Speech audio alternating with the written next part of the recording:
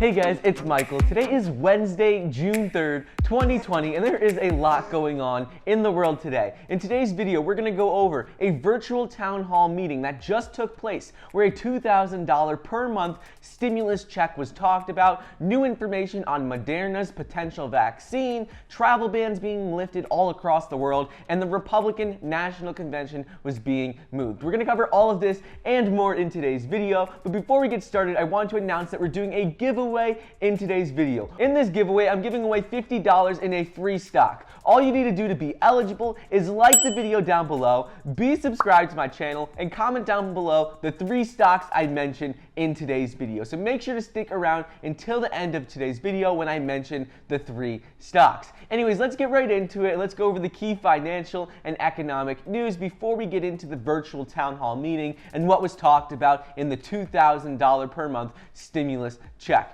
More countries in Europe are now welcoming tourists. They're starting to lift their travel restrictions, including countries like Italy, Portugal, and with both Germany and the Netherlands, they're also lifting warnings against travel to most European countries as well. The German government announced on Wednesday morning, earlier today, that it will ease global traveling warning starting June 15th, with caution set to be lifted for most European countries. Some countries, including Spain, are expected to keep travel restrictions in place for tourists until early July, and in Norway, most restrictions could even remain in place until August. So they're starting to lift restrictions. Some countries are starting in June, others July and August. So by the end of August, we should see most travel restrictions lifted in Europe. It just depends on what happens with the virus, if there's a resurgence of cases. And interestingly enough, some European countries opening and others not. It is important because some insurance companies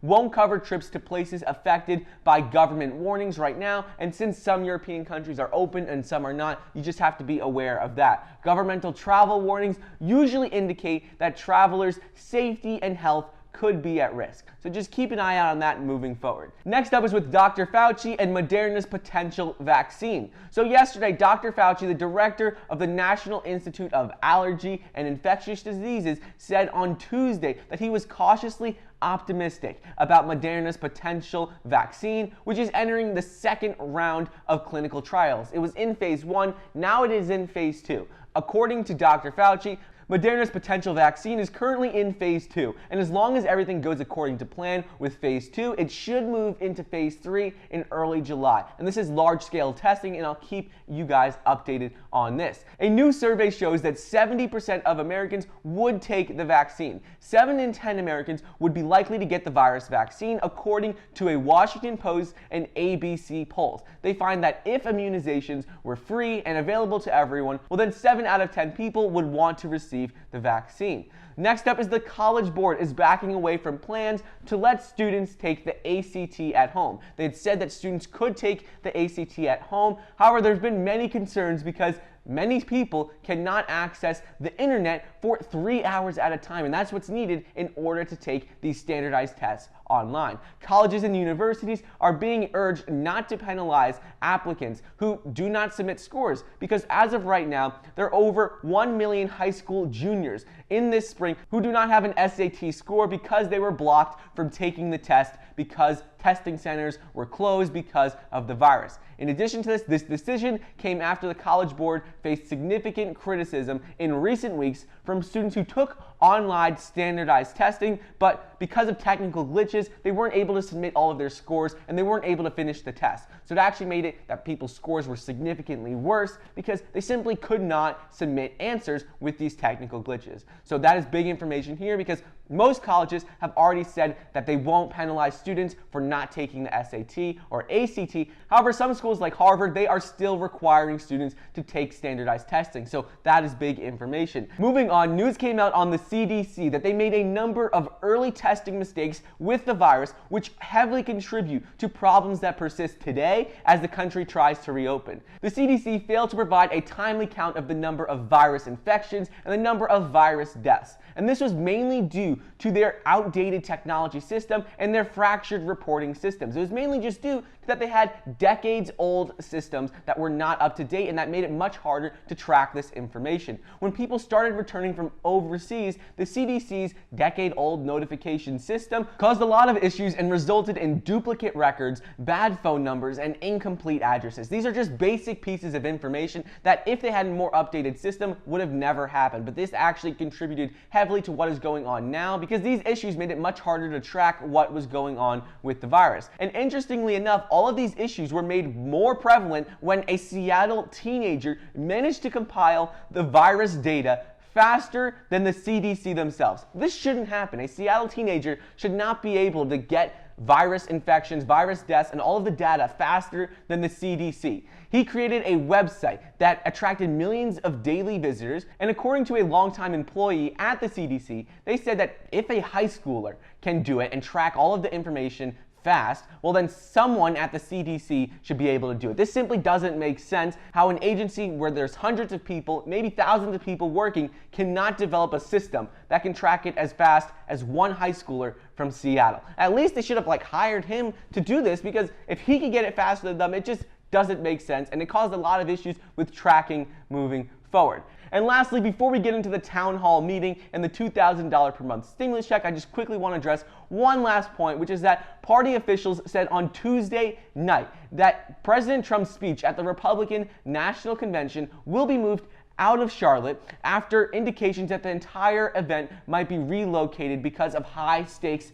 of the virus. With virus cases still growing and the number of hospitalizations still increasing, in a letter to the Republican officials on Tuesday, Mr. Cooper said that the people of North Carolina do not know what the status of the virus will be in August when the convention is planned. So planning for a scaled down convention with fewer people, social distancing, and face coverings is a necessity. So basically what he is saying is that he can't ensure that it's 100% safe to be there. President Trump had wanted some sort of guarantee that everything would be okay, and they simply cannot give that to him. So they decided to move the convention out of North Carolina. Now let's get into the second round of stimulus checks, and specifically what was talked about in a town hall meeting with regards to a $2,000 per month stimulus check. So a virtual town hall meeting this week was hosted by the Appeal, and Senator Harris and Senator Yang, both whom were 2020 presidential candidates, spoke about a monthly stimulus payment for the remainder of the pandemic. Both Harris and Yang have outwardly showed support for monthly stimulus checks, and Yang in particular centered his entire presidential campaign on the idea of universal basic income and a monthly payment. In this virtual town hall meeting, Harris said that more than 40 million people lost their jobs within the last 100 days. Harris and Yang said that given that more than 40 million people have filed for unemployment benefits and that there is a struggling economy, now is the right time to create a safety net so Americans don't fall into poverty or further into poverty. They said right now is the time that we need to do something, because with over 40 million people unemployed and unemployment steadily increasing, that something needs to be done. As of the April unemployment report, over 14.7% of Americans are unemployed. That is the current unemployment rate. And now in May, the unemployment report is coming out on Friday this week, in just a couple of days, and the expected unemployment rate is supposed to be 20 to 25%. They said now is the time that we need to do something, have some sort of safety net for Americans, because things are not getting better very quickly and the economy is just not going to recover overnight. So they said we need to implement some sort of monthly stimulus check, and they were talking specifically about the $2,000 per month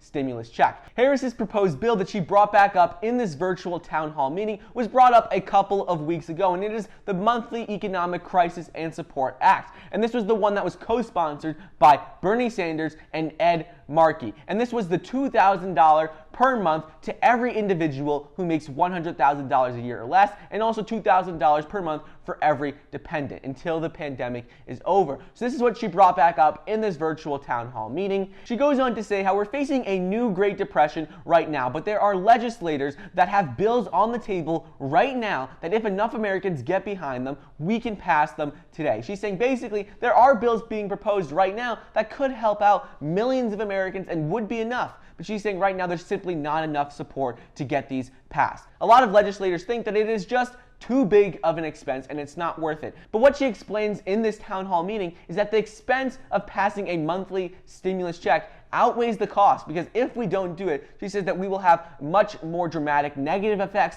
in years to come. And as we saw from the Congressional Budget Office and their report earlier this week, they said that we may see negative outcomes and a negative effect on the economy for up to 10 years, and that we could lose trillions and trillions of dollars if something is not done. Even if something is done, we're still going to be struggling. So what they said is that we definitely need to see something pass very soon. So anyways, that is what's going on in the world today, between a virtual town hall meeting where a $2,000 per month stimulus check was talked about by Kamala Harris, new information on Moderna's potential vaccine, travel bans, and Republican National Convention. Those are the highlights of what is going on in the world today. And now let's go into the 3 stocks that you need to mention to be eligible for today's giveaway. The 3 stocks for today's video are Lululemon, Johnson & Johnson, and Costco. So in order to be eligible for today's giveaway, make sure you like the video down below, be subscribed to the channel, and comment down below those 3 stocks. And if you'd like 2 free stocks right now, all you need to do is download the Webull investing app, deposit $100